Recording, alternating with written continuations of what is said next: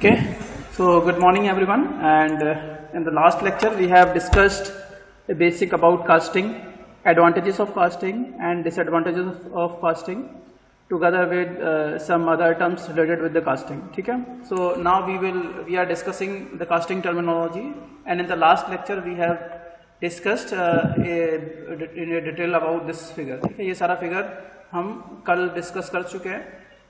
अभी कुछ कंपोनेंट है जिसका डिस्क्रिप्शन या जिसका थोड़ा सा एलैबोरेशन वो चीज़ें हमें देखनी है. ठीक है, पैटर्न को मैंने बता दिया था, we have discuss the pattern मैंने डिस्कस कर ही दिया था. इसके बाद पैटर्न के बाद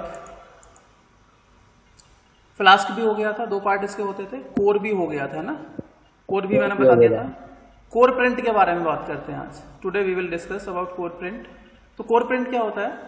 कोर प्रिंट को कभी चैपलेट्स भी बोलते हैं. ठीक है, कोर प्रिंट और चैपलेट्स. इफ चाहे क्वेश्चन आपसे कोर प्रिंट से रिलेटेड पूछा जाए या चैपलेट पूछा जाए, आपको यही लिखना है.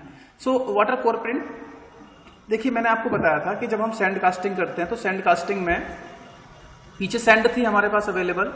तो अगर हमें हॉलो कास्टिंग बनानी होती है, जैसे ये सैंड है, अभी सिंपली ये समझ लो कि बाकी राइजर, ये डायग्राम देखो ये वाला. ठीक है, लेफ्ट में जो डायग्राम बना है इसमें आप ये देखो कि जो सैंड कास्टिंग हमने की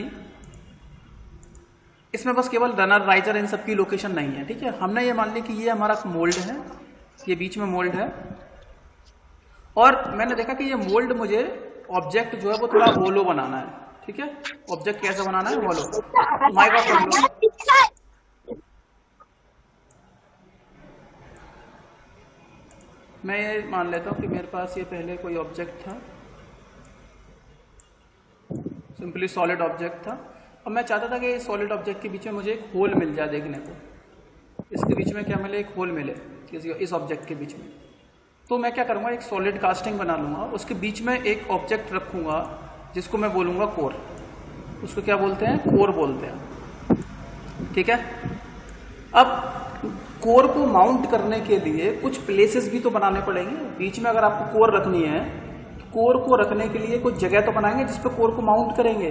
ठीक है, तो कोर प्रिंट है या चैपलेट जो होता है, तो core print are the extra projections printed और provided on the pattern to form sheets for cores in the mould. ठीक है, and are used to support the core within the mould. तो क्या होते हैं कोर प्रिंट या chaplets? क्या होती हैं? ये मैंने बोला कि ये आपकी कास्टिंग, ये आपका मोल्ड बना है सैंड में. आपको जब होलो कास्टिंग बनानी होगी तो हम क्या करेंगे? कोर रखेंगे. ठीक है, क्या बनाएंगे? कोर बनाएंगे. तो कोर जब रखेंगे तो हम क्या करेंगे, जैसे हमारा ये राइट में, अब देखो राइट डायरेक्शन में आ जाइए. अब सीधे वाला जो डायग्राम बना है, एक लेफ्ट में डायग्राम बना है और एक राइट में डायग्राम बना है. ये लेफ्ट वाला, ये राइट वाला. तो ये राइट वाला डायग्राम देखिए आप. राइट वाले डायग्राम में मैंने आपको बोला है कि जब आप हॉलो कास्टिंग बनाएंगे तो कोर रखनी पड़ेगी बीच में, और जब कोर रखेंगे तो भाई कोर को रखने के लिए भी तो जगह चाहिए. कोर को रखने के लिए भी तो जगह चाहिए कि कोर को माउंट करेंगे कहीं ना कहीं, तो माउंट करेंगे कि नहीं करेंगे.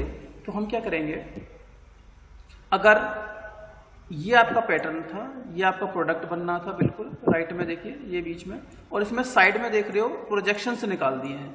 थोड़ा बाहर हिस्सा निकला हुआ है, राइट में भी निकला हुआ है और लेफ्ट में भी निकला हुआ है. दिख रहा है? नहीं दिख रहा है? इसके राइट में भी थोड़ा हिस्सा बाहर निकला हुआ है, थोड़ा लेफ्ट में भी हिस्सा बाहर निकला हुआ है. अब जब इस वाले पैटर्न को आप सैंड में रखेंगे तो क्या होगा, बीच वाला पोर्शन ये तो बनेगी कैविटी इसके साथ. इसके साथ साथ जो राइट में हमने प्रोजेक्शंस बनाए हुए हैं, यहाँ भी कैविटी बन जाएगी, यहाँ भी कैविटी बन जाएगी.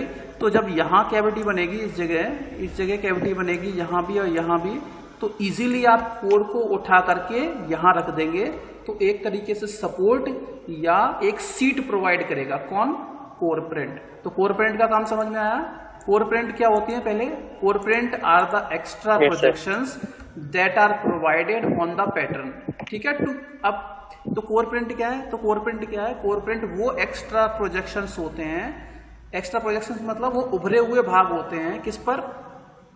On the pattern. पैटर्न पर हम कुछ उभरे हुए भाग बना देते हैं, कुछ प्रोजेक्शंस बना देते हैं, to form the sheet for core in the mould. Mould में, मोल्ड के अंदर कोर के लिए शीट प्रोवाइड करने के लिए. जो कोर को सीट भी प्रोवाइड करेगी, साथ के साथ कोर को सपोर्ट भी करेगी, किसके अंदर, मोल्ड के अंदर। आया समझ में, नहीं आया?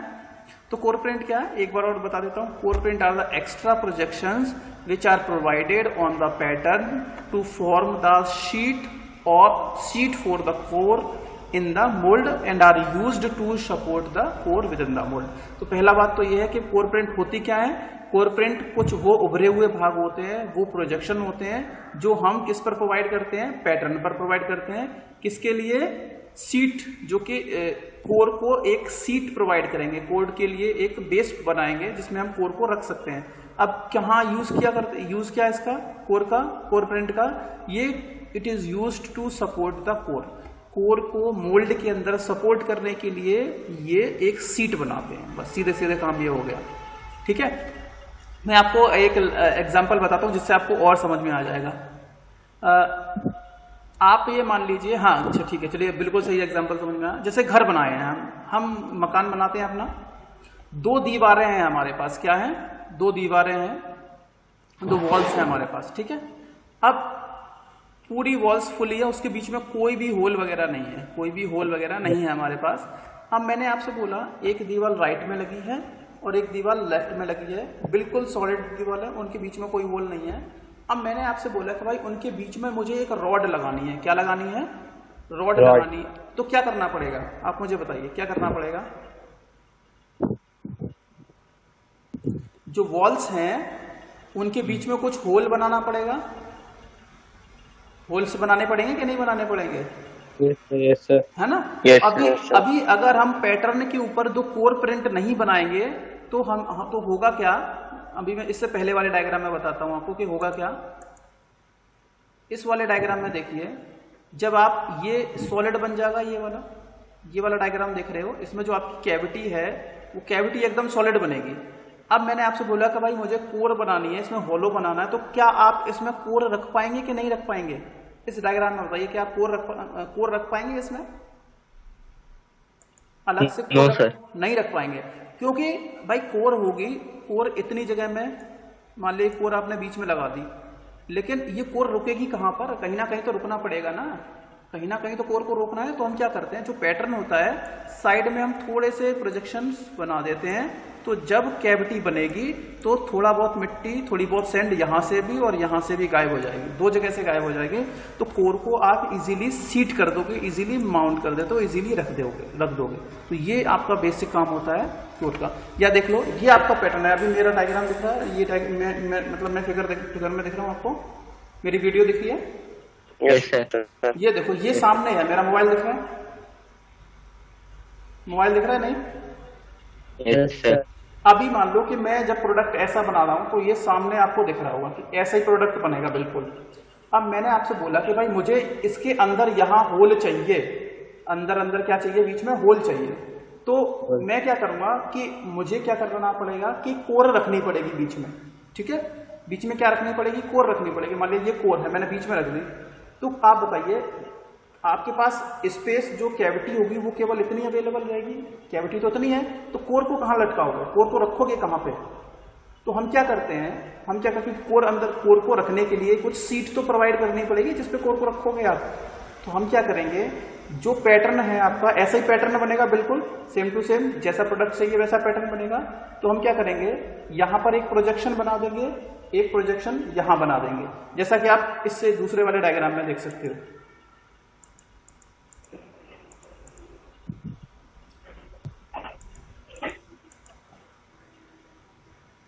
इस डायग्राम में देख सकते हो, ये आपका पैटर्न था। हमने क्या किया, साइड में एक पोर्शन यहां बना दिया और एक प्रोजेक्शन यहां बना दिया, एक प्रोजेक्शन यहां बनाया, एक प्रोजेक्शन यहां बनाया। तो अब इस पैटर्न को जब आप सैंड में रखोगे तो इतनी जगह खाली तो होगी, इतनी कैविटी तो बनेगी, साथ ही साथ इतना पोर्शन यहां भी खाली मिल जाएगा, इतना पोर्शन यहां भी खाली मिल जाएगा।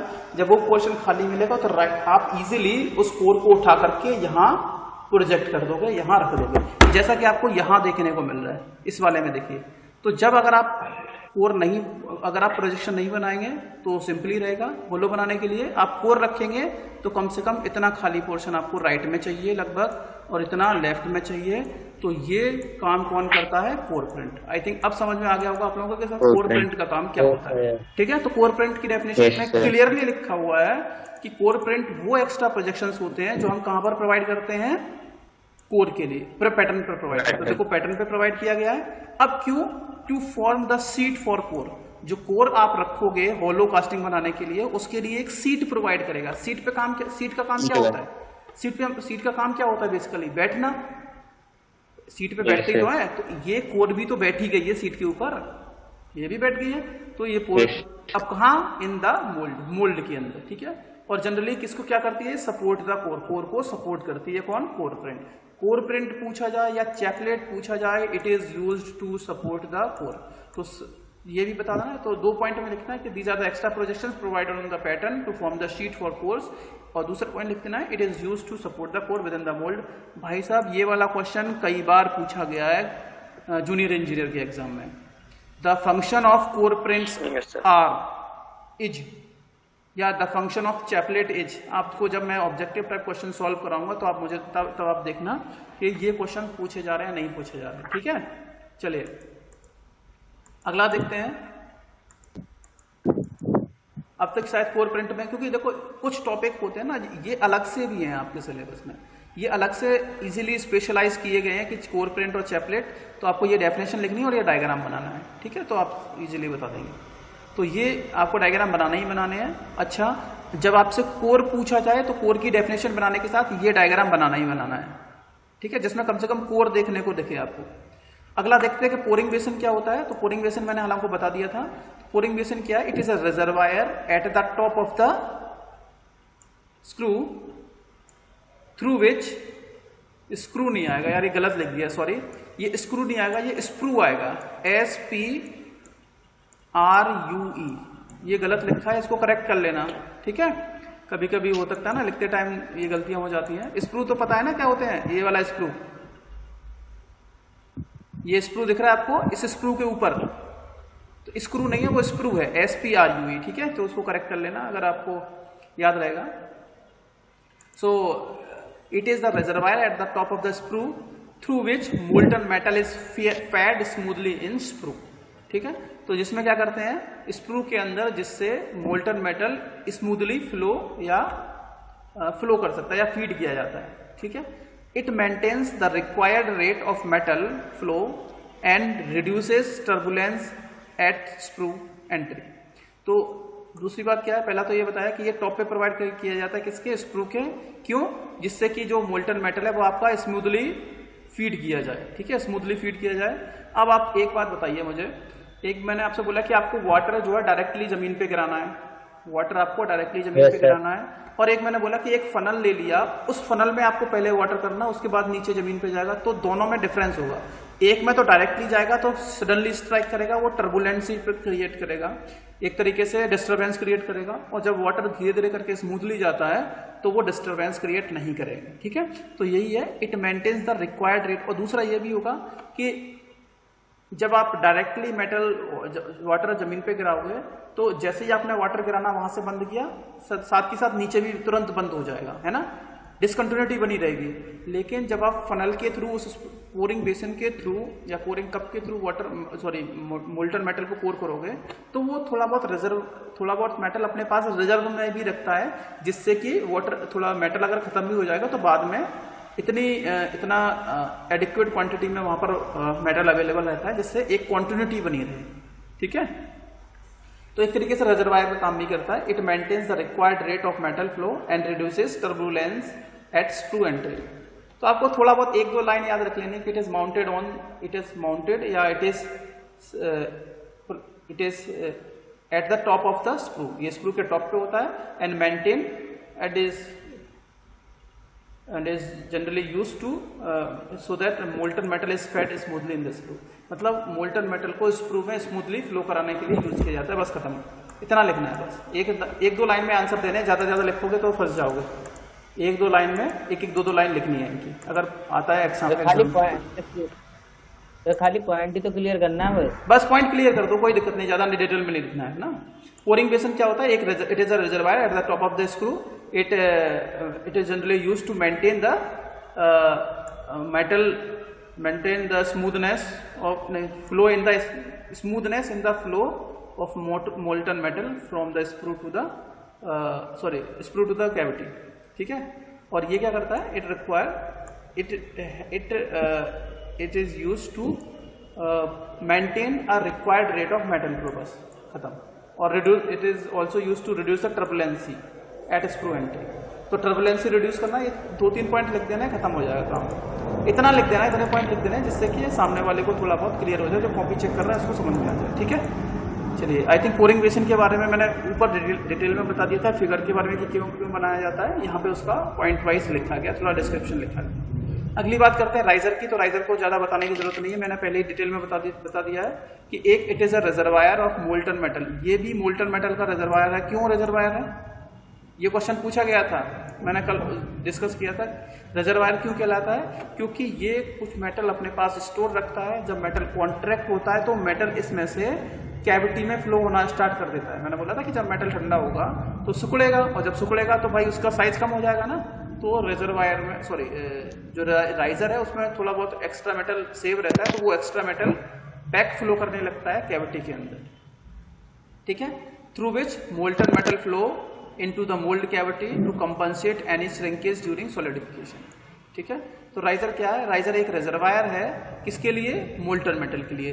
थ्रू वे जिससे क्या होता है, जो मोल्टन मेटल होता है वो flow into the mould cavity, molten metal cavity के अंदर, मोल्ड कैविटी के अंदर फ्लो होता है। क्यों फ्लो होता है, to compensate any shrinkage during solidification, क्योंकि जब आपका मेटल सॉलिडिफाई होता है तो वो श्रिंक होता है, और जब श्रिंक होगा तो उस श्रिंक को कंपनसेट करता है, बस, ठीक है। समझ में आ गया भाई, हेलो, चलिए। तो ये पॉइंट आपको कुछ पॉइंट याद रखने हैं कि हाँ, कि हम डेफिनेशन के लिए 2-3 पॉइंट या लाइन लिखनी है। तो देखो, अगर आप ऐसे ना लिख पाओ तो लिख सकते हो riser it works as a reservoir for molten metal. दूसरा लिख सकते हो it is used to compensate any shrinkage during solidification, खत्म, ठीक है। 2 पॉइंट लिख देना। मतलब सामने वाला जो कॉपी चेक कर रहा है उसको ये पता होना चाहिए, उसको ये लगना चाहिए कि आपको इस टॉपिक के बारे में पता है, और जो आपने ये पॉइंट लिखे तो खत्म, क्लियर, खत्म, कुछ नहीं। अच्छा, एक पॉइंट और ऐड कर सकते हो, it is also gives an indication that your cavity has field. ये एक इंडिकेशन देता है, एक निर्देश देता है जिससे कि आपको लग जाए कि आपकी कैविटी भर चुकी है, ठीक है। अगला देखते हैं गेट। गेट क्या है, gate is the entry point to the cavity. Cavity का एंट्री पॉइंट होता है जहां से मोल्टन मेटल कैविटी के अंदर एंटर करता है, बस इतना लिखना है। तो gate is the passage which deliver molten metal from runner to the mould cavity, इतना लिखना है बस। गेट क्या है, एक पैसेज होता है जो क्या करता है, डिलीवर करता है किसको, मोल्टन मेटल को, कहां से, रनर से मोल्ड कैविटी में, ठीक है। रनर से मोल्ड कैविटी में मेटल को क्या करता है, डिलीवर करता है। देखिए, इसमें देख लीजिए, ये आपका रनर है और ये आपका मोल्ड कैविटी है। तो ये रनर और मोल्ड कैविटी के बीच में जो ये पॉइंट लगा है, यहाँ गेट लिखा नहीं है, ये लिख देना, ये गेट है आपका, ठीक है। अगला पॉइंट देखते हैं। उसके बाद ये गेट की डिजाइनिंग भी होती है भाई, ऐसा ना हो गेट छोटा बना देंगे। अगर गेट छोटा बना देंगे तो दिक्कत भी होगी, मोल्टन मेटल सीज भी हो सकता है, फ्लो होना उसका बंद भी हो सकता है, ठीक है। सॉलिडिफिकेशन रेट में प्रॉब्लम हो सकती है। The size of gate depends upon the solidification rate of the metal, किस रेट से मेटल ठंडा हो रहा है उस पर डिपेंड करता है साइज ऑफ गेट। आपको ये नहीं लिखना है, आपको केवल इतना लिखना है, गेट क्या है, it is a passage which delivers molten metal from runner to mould cavity, ठीक है। अब इस पे क्वेश्चन बन सकता है कि जो गेट का साइज है वो किस पर डिपेंड करता है, ठीक है। मोल्टन मेटल के मेल्टिंग पॉइंट पर, मोल्टन मेटल की रेट, सॉलिडिफिकेशन रेट पर किस पर डिपेंड करता है। तो ये यहाँ से एक ऑब्जेक्टिव क्वेश्चन बन सकता है। तो ये आप देख सकते हो कि ये पढ़ना है नहीं, ये आपके ऊपर डिपेंड करता है what you want to learn. लेकिन हाँ, इतने से काम हो जाएगा आपका केवल इस लाइन से काम हो जाएगा, ठीक है। अगला देखते हैं रनर। तो रनर क्या है, रनर एक पैसेज है through which molten metal is carried from screw base to the gate. तो रनर क्या है, अब रनर के बारे में आपको पता है कि रनर क्या है, एक पैसेज होता है जो स्क्रू के बेस से गेट तक मोल्टन मेटल को फ्लो कराने, मोल्टन मेटल को कैरी करता है बस। ठीक है, runner it is a passage through which molten metal is carried from sprue base to gate. Molten runner वो पैसेज होता है जिसके थ्रू मोल्टन मेटल स्प्रू के बेस से गेट तक जाता है, इतना लिखना है। ठीक है, it is generally located in drag, यहां से ऑब्जेक्टिव क्वेश्चन बन सकता है।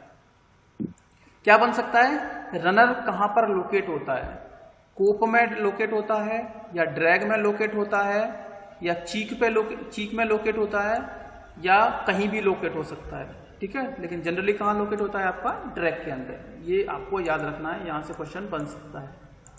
ठीक है, अगला देखते हैं, ड्राफ्ट।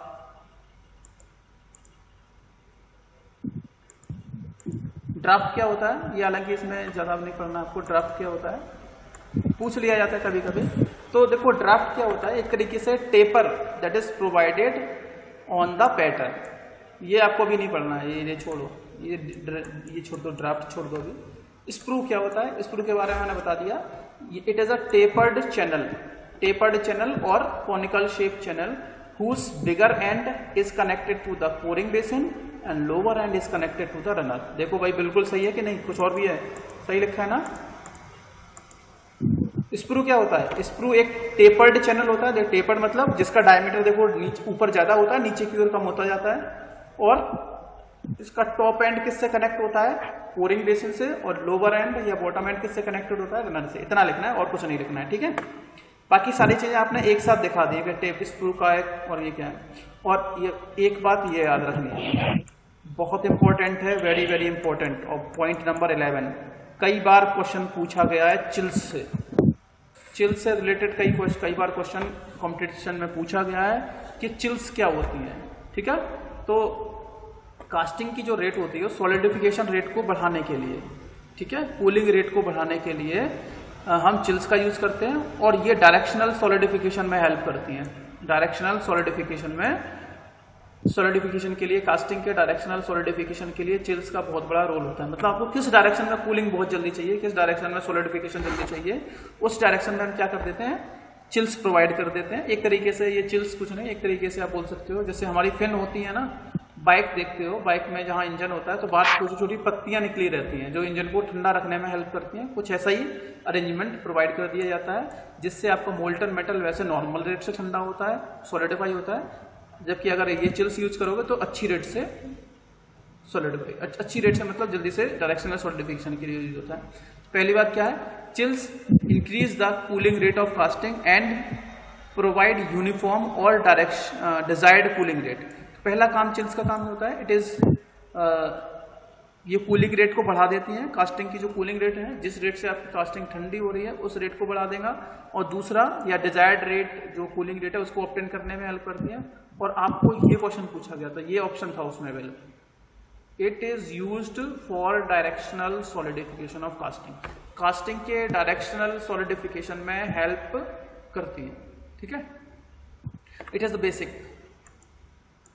बताइए, इसमें से तो कुछ पूछना नहीं है, आई थिंक सब कुछ क्लियर होगा आपको। अब देख लेते हैं मोल्डिंग सैंड जो होती है हमारी, मोल्डिंग सैंड में क्या क्या कंपोनेंट होता है, basic component in the moulding sand. ठीक है, ये लिखने हैं और कल इसकी प्रॉपर्टी नेक्स्ट लेक्चर में डिस्कस करें। हाँ पूछिए भाई। तो चिल्स क्या वेंट्स होती हैं जो हम बनाते हैं? नहीं, वेंट्स नहीं होते। चिल्स एक तरीके से हम मेटल बॉडीज साइड में लगा देते हैं जो कूलिंग में हेल्प करती हैं। कूलिंग में क्या करती हैं, हेल्प करती हैं। जैसे आपको पता है कि इंजन, बाइक चलाते हैं आप लोग, बाइक के बारे में पता है आपको, आपने देखा होगा कि जहां आपका इंजन है वहां पर बाहर छोटी छोटी पत्तियां लगी होती हैं इंजन के बाहर, देखिए छोटी छोटी पत्तियां बाहर निकली होती हैं। कभी से ऐसे नोट नहीं किया।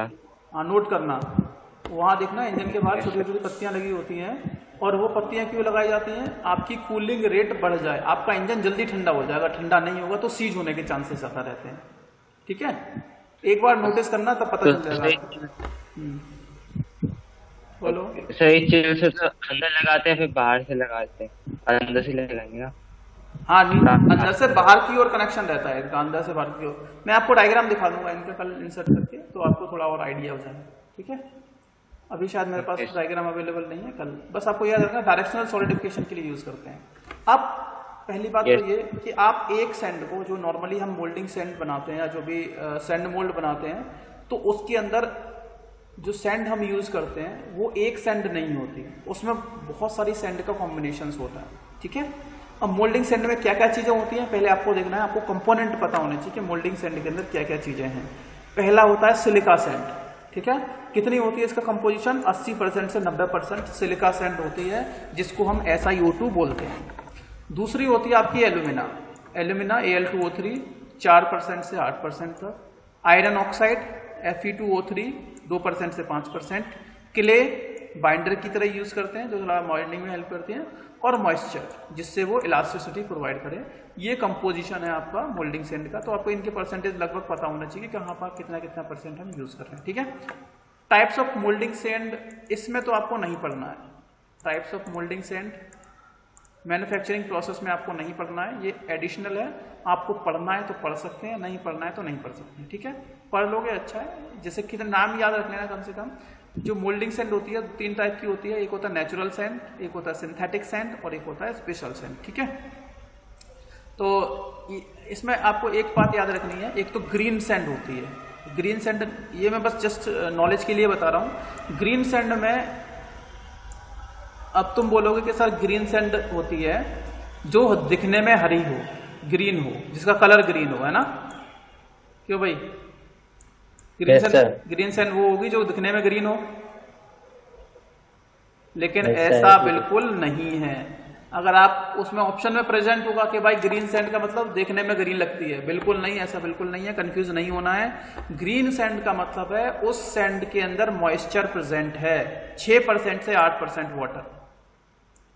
ए सैंड विद 6 to 8% वाटर और having moisture is called green sand. याद रखना है, पूछा गया क्वेश्चन है क्या? ग्रीन सैंड वो सैंड होती है जिसमें 6% से 8% मॉइस्चर प्रेजेंट हो या वाटर प्रेजेंट हो। तो ग्रीन सैंड का मतलब ग्रीन कलर से नहीं है कि उसमें मॉइस्चर प्रेजेंट है, इससे समझ में आया?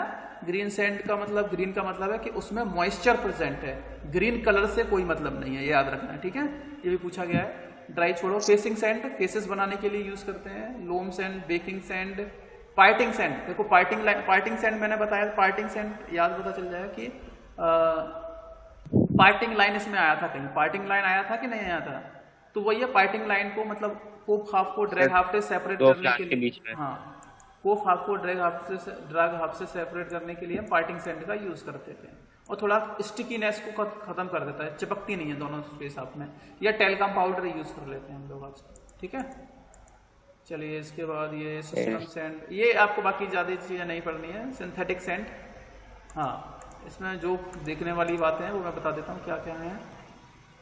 Natural sand, synthetic sand, mixing grain selected, volume available, special sand, organic compound, fibre, zirconia. चलो यही तो नहीं है। बाकी एक बात याद रखना है कि जो बेंटोनाइट सैंड होती है एक, वो एक बाइंडर का काम करती है, ठीक है। बेंटोनाइट, ये याद रखना है, इससे क्वेश्चन पूछे गए हैं कई बार। चलिए, तो आज के लिए इतना ही, ठीक है। कल हम प्रॉपर्टीज, जो नेक्स्ट लेक्चर होगा, वो जो अभी मैंने ये बोला, ये वाला नहीं डिस्कस करना है आपको। Properties of moulding sand. Moulding sand क्या होती है? जो सैंड मोल्ड बनाने में काम की जाती है, क्या क्या कंपोजिशन होता है वो याद रखना है, और क्या क्या प्रॉपर्टीज इसके अंदर होनी चाहिए, इंपॉर्टेंट है, कई बार से पूछी जा रही है, ठीक है। चलिए, तो आज का लेक्चर यहीं पर फिनिश करते हैं।